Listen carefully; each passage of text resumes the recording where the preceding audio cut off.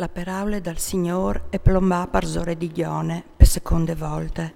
I disè, Ieve su e va a Ninive, la grande, a contai il mes che io ti doi. Gione si mette in viaggio, parla a Ninive, se ont la paraula dal Signor. Ninive era una città grande denan di Dio, lunghe 3 dis di viaggio. Gione, dopo di aver camminato dentro de città per une di interie, al Berlà, anchiamò 40 dis e Ninive e sarà fiscade. La int di Ninive i croderin a Dio e a ordenarin di zunà, vistus di sac dal più grand al più piccol. Quanche la gnove arrivà al re di Ninive, ch'el alieva su de sossente, si chiavà il mantello regal, si vestì di sac e a lei assentasi te cinise. Al manda fur per Ninive un decreto del re e dei suoi grandi. Oms e besteam, grand e minut, no cerceran un laffè di nuie, no passonaran e no bevaran aghe. Casi cu viergi dui di sac e acclami in Dio con tutte la lor forze. Ogni dun che si mendi de so brute condotte e de violenze che ha sporchiadis li sosmans. Postai che Dio si ricrodi e al gambi idee calcessi dal fugor de sorabie e così non murarin.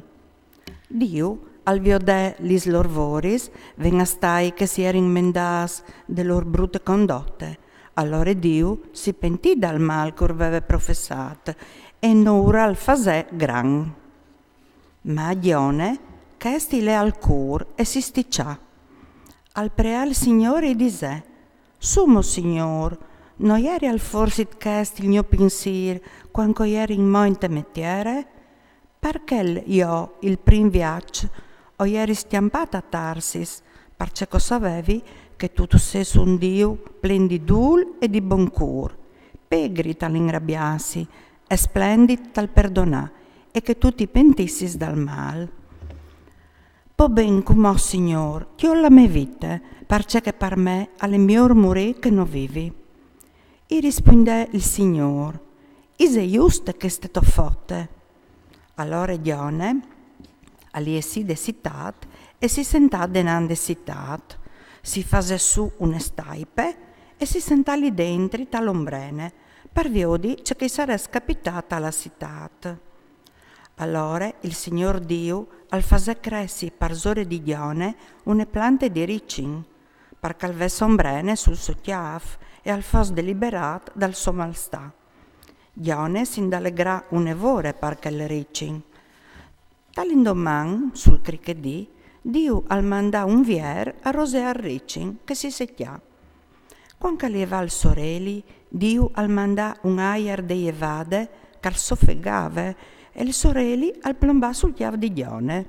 Si sentia là denanda ur e al clamà la muart di zin, o ai mior morì che non vivi. Dio gli disse a Gione, is è giusto che tu ti chiappi stan per une plante di ricin? E rispondè, e è proprio giusto, e so tan disdegnat, che ai mior morì.